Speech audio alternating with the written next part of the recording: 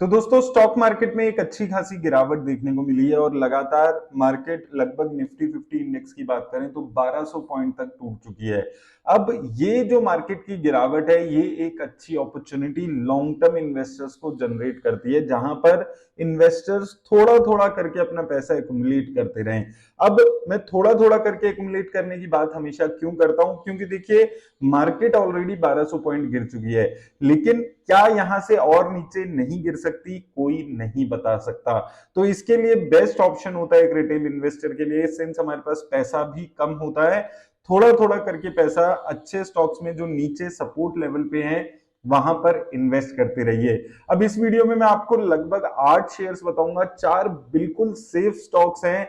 FD में जो पैसा शायद आप डालते वो इन स्टॉक्स में उठाकर डाल दीजिए, 10-12%, 15% तक की रिटर्न्स ये जनरेट करने की क्षमता रखते हैं। और 4 आपको रिस्की स्टॉक्स बताऊंगा, अगर आप ज्यादा रिस्क लेने को तैयार हैं तो वैसे स्टॉक्स में इन्वेस्ट करने के बारे में सोचिएगा। लेकिन साथ में ये भी याद रखिएगा कि वीडियो किसी भी तरह की किसी भी स्टॉक में इन्वेस्टमेंट की राय नहीं देती है, सिर्फ एजुकेशनल पर्पस के लिए वीडियो ये मैं बना रहा हूं। अब आइए दोस्तों चलते हैं हम और देख लेते हैं एक बारी वो कौन से स्टॉक्स हैं जो अच्छे खासे इस मार्केट कंडीशन में अभी डिस्काउंट पे मिल रहे हैं।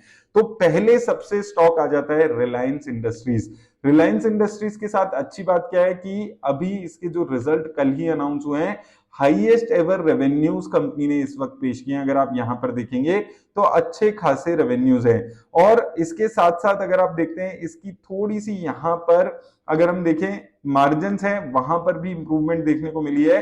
हालांकि अभी भी थोड़ा सा स्लाइटली यहां पर net profit all time high के आसपास नहीं पहुंचा है, लेकिन ओवरऑल एक शानदार रिजल्ट्स इस कंपनी ने पेश किए हैं। एक अच्छी खासी ग्रोथ रेवेन्यूज और प्रॉफिट्स में यहां पर है। और आने वाले टाइम में भी आप देखेंगे जैसे जैसे जियो का जो वाईफाई वाला नेटवर्क है, जियो फाइबर वाला जो नेटवर्क है वो ग्रो करेगा, तो यहां पर एक अपटेक इनके रेवेन्यू ग्रोथ में देखने को मिलेगी।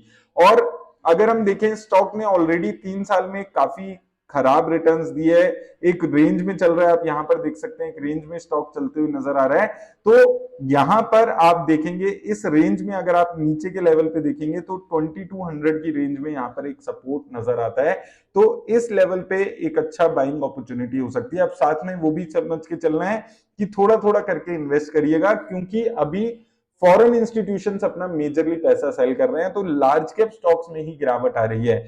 तो फॉरेन इंस्टीट्यूशन की सेलिंग अगर आने वाले टाइम में भी चलती है तो लार्ज कैप स्टॉक्स में आपको और करेक्शन देखने को मिलेगी। इसके अलावा हिंदुस्तान यूनिलीवर, यहां पर भी देखिए स्टॉक बहुत अच्छा स्टॉक है, ऑल टाइम अपने बेस्ट परफॉर्मेंस यहां पर रही है। यहां पर आप देखिए सेल्स अपने ऑल टाइम हाई पे इसकी है। अगर हम प्रॉफिट्स की बात करते हैं तो भी ऑल टाइम हाई पे यहां पर प्रॉफिट्स नजर आते हैं। और साथ में अगर हम देखेंगे 5 साल की इसकी वैल्यूएशंस देखेंगे तो अपने लगभग लो के आसपास इसकी वैल्यूएशंस चल रही है। तो काफी करेक्शन ऑलरेडी इसकी वैल्यूएशंस में यहां पर हो चुका है। प्राइस की बात करें तो 1 साल के आप सपोर्ट को देखेंगे तो यहां पर देखिए पहले 2450 से इसका शेयर घुमा था, फिर गिरावट आई, फिर लगभग 2450 से शेयर इसका घुमा था, फिर गिरावट आई थी तो 2450 के आसपास ही शेयर गया था। और अभी भी आप देखेंगे 2450 के अपनी की सपोर्ट लेवल्स पे ये शेयर आ चुका है। तो अच्छा शेयर है डेफिनेटली लॉन्ग टर्म इन्वेस्टर्स के लिए, लेकिन आपको यही चीज समझकर चलनी है कि ये वो टाइप के स्टॉक्स हैं, लार्ज कैप स्टॉक, जहां पर आप 10-12% की इजी रिटर्न्स यहां पर जनरेट कर सकते हैं। तो हिंदुस्तान यूनिलीवर भी एक अच्छे खासे सपोर्ट पे है। इसके अलावा एसआरएफ लिमिटेड पे मैंने कई बार बात की है, कल ही इसके रिजल्ट्स आए हैं, रिजल्ट्स अच्छे नहीं आए हैं, काफी खराब रिजल्ट्स आए हैं। अगर हम रिजल्ट्स की बात करते हैं, यहां पर आप देखेंगे प्रॉफिट में गिरावट है, सेल्स में गिरावट है, लेकिन पॉजिटिव चीजें उसमें क्या हुई है, पहली चीज कंपनी को यहां पर जो कंपनी की कमेंट्री आई है उसमें कंपनी को आने वाले 6 महीने में पॉजिटिविटी नजर आ रही है, पहली पॉजिटिव चीज। दूसरी, कंपनी ने कैपिटल एक्सपेंडिचर करने का और एक्सपेंशन करने का प्लान यहां पर बनाया है। तो ओवरऑल रिजल्ट्स खराब हैं, लेकिन फ्यूचरिस्टिक वे में अगर आप 3-4-5 सालों के लिए देखते हैं कंपनी खराब नहीं है। और इसके साथ साथ मैं हमेशा आपको बोलता हूं कंपनी कैसी भी हो, प्राइस बहुत ज्यादा इंपॉर्टेंट हो जाता है, क्या आप सपोर्ट लेवल पे उसको खरीद रहे हैं। तो यहां पर सपोर्ट लेवल्स भी आप देखिए 2150 और यहां पर फिर से कल 2150 के आसपास शेयर ने दोबारा से मूवमेंट दिखाई। तो 2150 के अपने अच्छे की सपोर्ट जोन से ये शेयर इस वक्त गुजर रहा है। तो अगर इसमें मंडे को गिरावट आती है, स्टॉक के प्राइसेस में जो रिजल्ट्स की वजह से नेगेटिविटी आती है, तो लॉन्ग टर्म इन्वेस्टर्स इस शेयर में यहाँ पर खरीदारी के बारे में सोच सकते हैं। लेकिन याद रखिएगा, अपने रिस्क और अपनी समझदारी से ही किसी भी स्टॉक में इन्वेस्ट करें। इसके बाद आ जाता है कोटक महिंद्रा बैंक। तो इस कंपनी पे मैं लगातार बात कर रहा हूं। हम अगर बात करें इस कंपनी के बारे में, एक साल में आप देखेंगे गिरावट ही गिरावट देखने को मिली है। और उसका देखिए सबसे पॉजिटिव बात क्या है, गिरावट के बाद भी इसकी वैल्यूएशन सस्ती होती जा रही है। अब देखिए 19.7 की प्राइस टू अर्निंग है, जो कि 10 सालों में कभी भी नहीं रही है। तो लोएस्ट एवर वैल्यूएशन पे स्टॉक यहां पर चल रहा है। क्या स्टॉक की जो रिजल्ट्स हैं वो खराब आ रहे हैं? बिल्कुल भी नहीं। यहां पर आप देखिए रेवेन्यू हाईएस्ट एवर है, प्रॉफिट्स भी आप देखेंगे काफी अच्छे यहां पर प्रॉफिट्स हैं। ग्रोथ आप यहां पर देखेंगे, अगर प्रॉफिट की ग्रोथ देखिए 21% की 10 सालों में, एक साल में 26% की, तो कंसिस्टेंट ग्रोथ प्रॉफिट में यहां पर इसने देखने को मिली है। ऑलरेडी 3 सालों में एक अच्छा खासा कंसोलिडेशन ऑलरेडी हो चुका है, 5 सालों से परफॉर्म नहीं किया है, और प्राइजेस भी यहां पर अच्छे नजर आते हैं। और ऐसे ही मौके होते हैं, अगर आप लॉन्ग टर्म इन्वेस्टर हैं तो शेयर को धीरे धीरे एक्युमुलेट करके छोड़ दीजिए।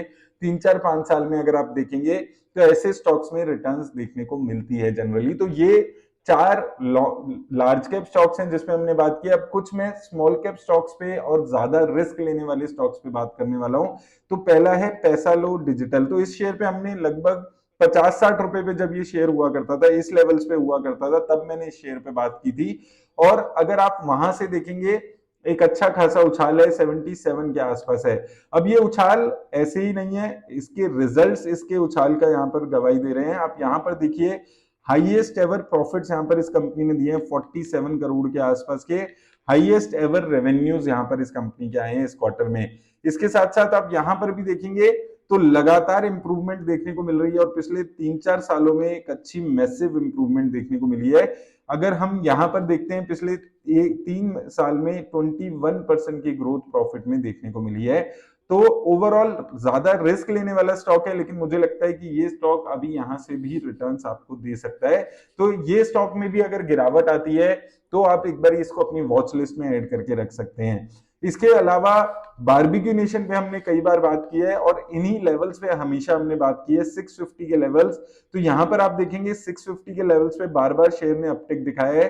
अगस्त में देखिए 650 पे गया, फिर अपटिक आया, फिर गिरावट आई 650 के लेवल्स पे, फिर अभी 750 के लेवल्स पे चला गया था, और अब फिर से 650 के लेवल्स पे ये शेयर यहाँ पर आ चुका है।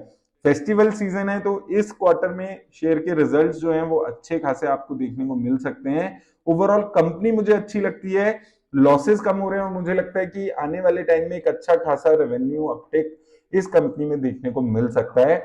और जैसे हमने जोमेटो में बात की थी, जब कोई भी इन कंपनीज में इन्वेस्ट नहीं कर रहा था, तभी अपॉर्चुनिटीज ऐसी कंपनी में बनती हुई नजर आती है। तो इस कंपनी को भी वॉच लिस्ट में ऐड रखिए। इसके अलावा एक आईटी सेक्टर की स्मॉल कैप कंपनी, सिर्फ 1200 करोड़ की मार्केट कैप की कंपनी के सॉल्व्स इंडिया।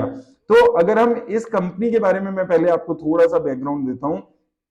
यहां पर ये company 360 degree software solutions provide कर रही है, जिसमें से अगर आप देखेंगे सेल्स फोर्स, डेवऑप्स, जावा, माइक्रो सर्विसेज, ऐसे सॉफ्टवेयर ये प्रोवाइड कर रही है। आर्टिफिशियल इंटेलिजेंस, मशीन लर्निंग पे काम कर रही है, और ये एक अच्छा खासा ग्रोथ इंडिया में इस वक्त ये दिखा रही है। अगर आप यहां पर देखेंगे, रिसेंटली इसके रिजल्ट देखेंगे, उछाल देखने को मिला है इसके प्रॉफिट्स में। अगर हम ईयर ऑन ईयर देखते हैं, अच्छा खासा उछाल है प्रॉफिट्स में, सेल्स में, किसी भी एंगल पे बात करें। इसके अलावा नीचे हम चलते हैं, यहां पर आप देखिए लगातार इंप्रूवमेंट इसकी सेल्स में और इसके प्रॉफिट्स में यहां पर देखने को मिली है। 3 सालों में 234% की ग्रोथ है, 5 सालों में भी लगभग 234% की प्रॉफिट्स में ग्रोथ है, एक साल में 46% की प्रॉफिट में ग्रोथ है। तो एक अच्छी ग्रोथ ट्रेजेक्टरी में ये स्टॉक चल रहा है, एक अच्छी खासी ग्रोथ यहां पर इस कंपनी में देखने को मिल रही है। तो इस कंपनी को भी अपने नजर में रखिएगा। अगर गिरावट आती है, अभी भी हम देखेंगे लगभग 40% अपने ऑल टाइम हाई से ये शेयर नीचे आ रहा हुआ है। तो अगर ऑल गिरावट देखने को मिलती है तो आप इस कंपनी को वॉच लिस्ट में जरूर ऐड रखिएगा। इसके अलावा लास्ट में आ जाता है देवयानी इंटरनेशनल। अच्छी खासी गिरावट इसके शेयर में देखने को मिली है। अगर हम यहां पर देखते हैं 3 सालों में, अगर हम देखते हैं तो 200 के आसपास इसका शेयर बार बार गया और अभी 188 रुपीज के आसपास इसका शेयर चल रहा है। तो ओवरऑल काफी सॉलिड कंपनी ये नजर आती है और मुझे लगता है कि आने वाले टाइम में ये कंपनी फिर से ग्रोथ दिखाएगी। और यहां पर अगर हम इसके सपोर्ट लेवल्स की बात करें तो 188 के सपोर्ट लेवल्स के काफी टाइम से रहे हैं और ये सपोर्ट लेवल्स के आसपास ये शेयर इस वक्त चल रहा है। तो लॉन्ग टर्म इन्वेस्टर्स ये शेयर्स को देख सकते हैं, वॉच लिस्ट में आप ऐड रख सकते हैं। इसमें मैंने 4 शेयर्स वो बात की है जो कंपैरेटिवली लेस रिस्की स्टॉक्स हैं, अच्छे खासे ऑलरेडी गिरे हुए हैं 3 सालों में, और 4 रिस्की स्टॉक्स हैं डेफिनेटली। पैसा लो डिजिटल की बात करें, चाहे के सॉल्व की बात करें, बार्बिक नेशन, दिव्यानी, ये थोड़े रिस्की स्टॉक्स हैं। तो आप अपने रिस्क के हिसाब से स्टॉक्स को चूज जरूर करिएगा। और याद रखिएगा, इन्वेस्टमेंट की राय किसी भी तरह की वीडियो नहीं देती है। उम्मीद करता हूं आपको हेल्प मिलेगी वीडियो से। धन्यवाद।